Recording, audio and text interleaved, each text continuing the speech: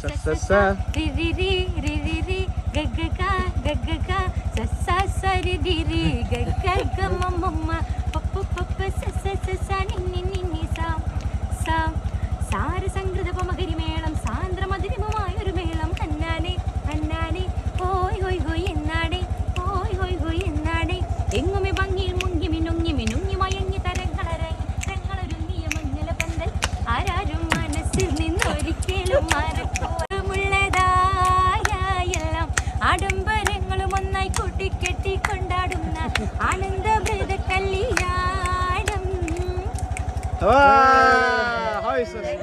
See, actually, it has seen 3 crores people in Kerala. Okay. 5 crores people watched the song. Okay. Woman driver. We have a bad reputation. Okay. And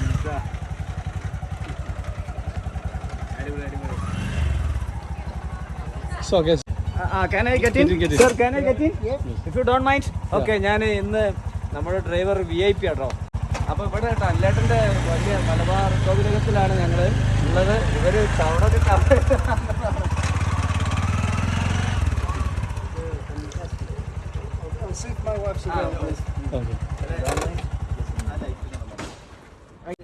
പിന്നെ ഇടയിൽ ഷഹജ ഇവിടെ ഉണ്ടായിരുന്നു. നമ്മളൊരു ഇന്റർവ്യൂലൊക്കെ ആയിരുന്നു. എന്ത് തോന്നുന്നു auto?